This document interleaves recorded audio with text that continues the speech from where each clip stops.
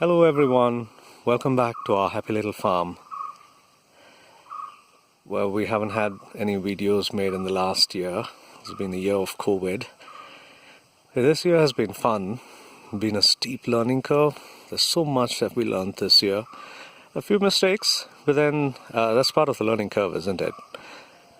Coffee plants have grown up beautifully this year. We had a fantastic harvest. We had one of the best harvests for Erika this year. And in terms of coffee, we're just picking up. The first batch of coffee that we planted in 2015 gave us a good yield. We've been planting coffee over the past 5 years.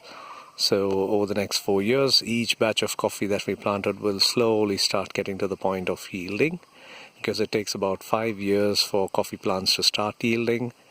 And then these are annual plants, so we would have a yield once a year, and if things go well, these plants would yield for the next 60 years. So that's like probably 2 to 3 generations.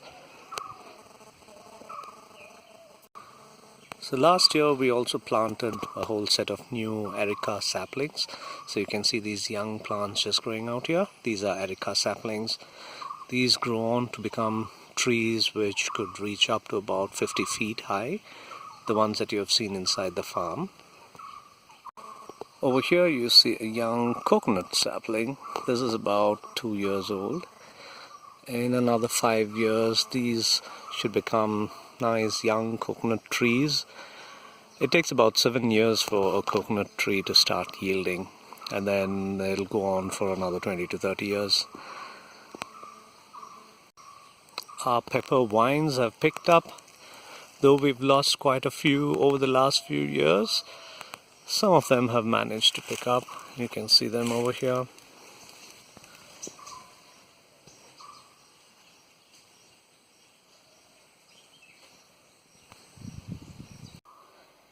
Over here is our first batch of turmeric that we've harvested for this year. There's still another batch pending to be harvested.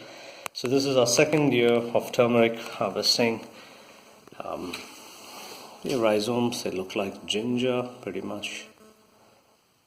These are then sun-dried, crushed, and then powdered, and the end result would be turmeric powder. Deep inside the property, we've just started constructing a fence in one piece. There's one plot which didn't have a proper fence, it only had a temporary fence. So as you see here, we have stone poles being embedded in. We make pits of about 2 feet depth, and then these poles are about 4.5 to 5 feet tall above the ground. There'll be 3 to 4 barbed wires wound around them, sometimes even up to 5.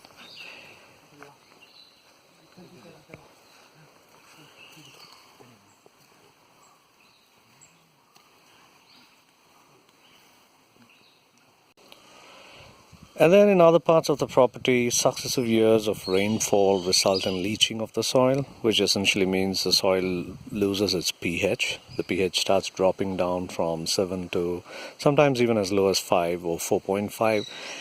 That would make the soil quite acidic, and acidic soil is not good for coffee and pepper and most plants. I think tea is probably one of the few crops that enjoy and thrive in acidic soil.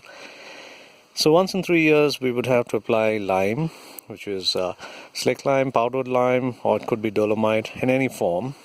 So lime helps in neutralizing the soil and brings back the pH to about 6.5 or 7, which is ideal for coffee. So you'd see here lime has been distributed all across the property. It's just sprayed all over the place by hand.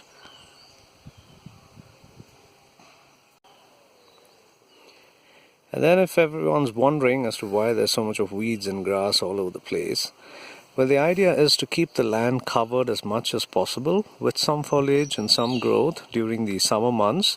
That way it helps prevent the soil from drying up fast. We will have sprinklers switched on shortly. We typically wait a little after we have applied lime.